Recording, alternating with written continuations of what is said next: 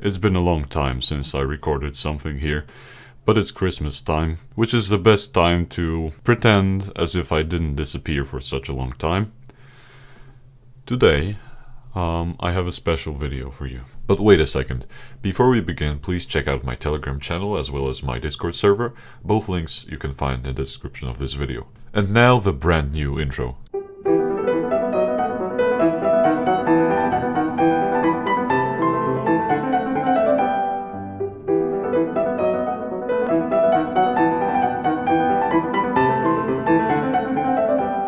Christmas is known to everyone who hasn't spent the last 2000 years living under a rock of some sort.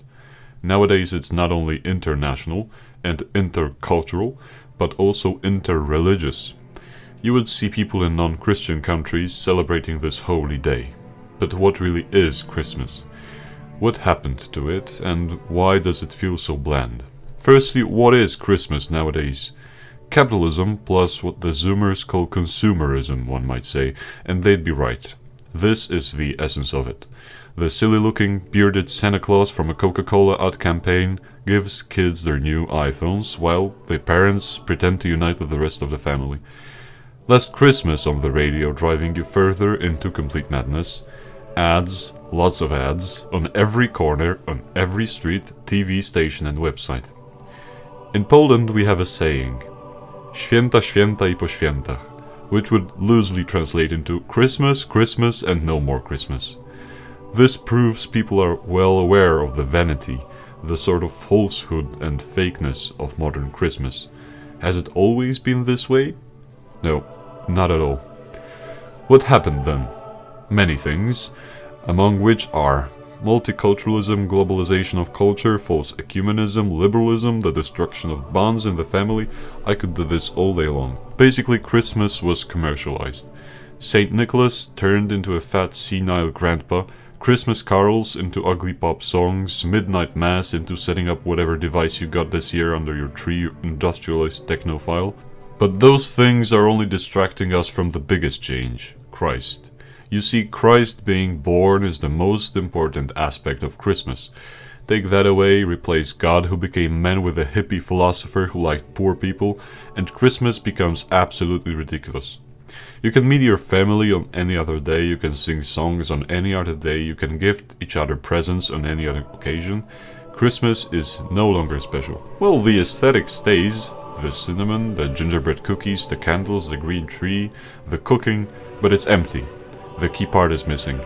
It's as if you bought a book, cut out all the pages with a knife and left only the pretty cover with golden letters on it. I tell you, without Christ truly present in your heart, there will be no Christmas. It will be yet another cynical day of your life. And just look at what nonsense it is from atheists' perspective. They celebrate the birth of, for them, some guy who lied to people and thus led billions into a false belief system which is only there to control them.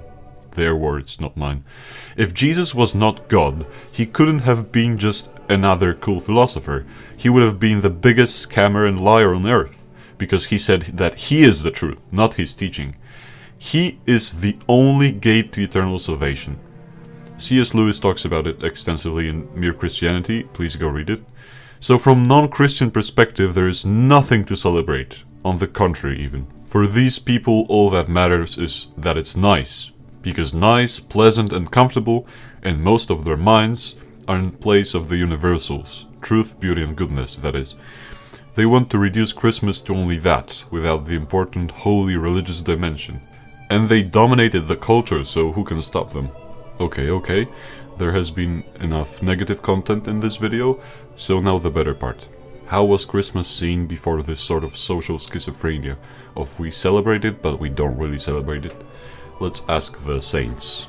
Firstly, Saint John. Have you ever meditated upon the prologue of his gospel? No? Get ready to be logos-pilled. En arche en ho logos. In the beginning was the word? No. In the beginning was the logos. Logos is not only word. In ancient philosophy is the mind, the rational aspect of reality. Through it, things are done. And if Jesus is the Logos, it means through him everything was created by God the Father. So in the beginning was the Logos, and the Logos was with God. And here's the most explicit statement, something unbelievable. Nobody in the ancient philosophy would identify the Logos with God. And the Logos was God. He was with God in the beginning. Through him all things were made. Without him nothing was made that has been made. In him was life, and that life was the light of all mankind. But is Jesus the Logos? We haven't shown that. The Logos became flesh and made his dwelling among us. As you can see, it's explicit. It's the affirmation of divinity of Christ. And also, St. John obviously knew what Logos means. He wrote in Greek. So now, what does it have to do with Christmas? It's obviously very theological. It's mysterious. It's something new. Well, the day the Logos, the timeless principle, which was God himself, became man. This gotta be after the crucifixion and the resurrection of Christ. This has to be the most important event in the whole human history. Now, this is why we celebrate it. Not because of the happy family members, not because of the candles, mistletoe, wine, snow, whatever other purely material reason you can find. No, we celebrate the moment when the timeless reality became man and dwelt among us. That is all from St. John, but we have other saints who talk about Christmas.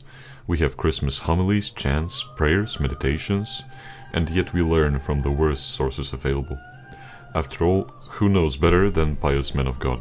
Pope St. Leo the Great, in his 26th sermon, says, "Today's festival renews for us the holy childhood of Jesus, born of the Virgin Mary, and in adoring the birth of our Savior, we find we are celebrating the commencement of our own life. For the birth of Christ is the source of life for Christian folk, and the birthday of the head is the birthday of the body. Although every individual that is called has his own order, and all the sons of the Church are separated from one another by intervals of time, yet, as the entire body of the faithful being born in the font of baptism is crucified with Christ in his passion, raised again in his resurrection, and placed at the Father's right hand in his ascension, so with him are they born in this nativity." Saint Athanasius the Great says, "The race of man was perishing, the rational man made in God's image was disappearing, and the handwork of God was in process of dissolution." And then he argues in his On the Incarnation of the Word that this is the reason why Christ had to come, to be the bridge between the wicked cosmos, destroyed by sin, and the uncorrupted heavenly realm. Now time has come for St. John Chrysostom. This day resembles heaven, hearing from the stars the singing of angelic voices, and in place of sun enfolds within itself on every side the sun of justice, which is Christ, obviously. And then also, "Come then, let us observe the feast. Truly wondrous is the whole chronicle of the Nativity.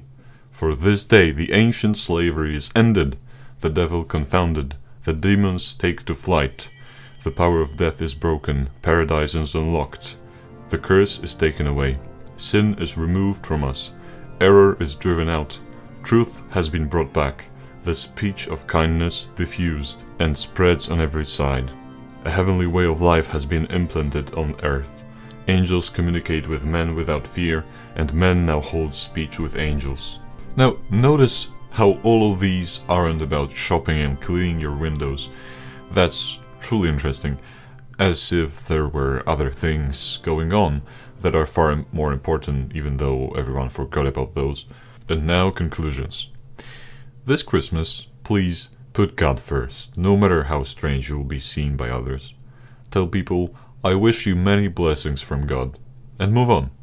Pray, sing real Christmas carols, go to midnight mass if that's a thing wherever you are, and in all this, be confident. Make at least your closest family feel that they're missing out something crucial about this day. From practical ideas, before the Christmas dinner, I don't know about other regions of the world, but in Europe it's usually on the evening of the Christmas Eve. say that you want to read something important, and read to your family out loud the correct passage, in this case Luke chapter 2, verse 1 to 20. When wishing people stuff on Christmas, mention God, of course. If you're courageous enough, take a lapsed Catholic or atheist family members or friends to Holy Mass. Invite your family to sing the traditional Christmas carols with you, or even just make the sign of the cross before eating with your relatives. It's symbolic and requires no effort whatsoever, but it's powerful and clear to everyone. Now, if you were to understand and remember only one thing from this video, please remember this one. First and foremost, do not be ashamed of God, and He will not be ashamed of you. That I can guarantee. He literally died for you.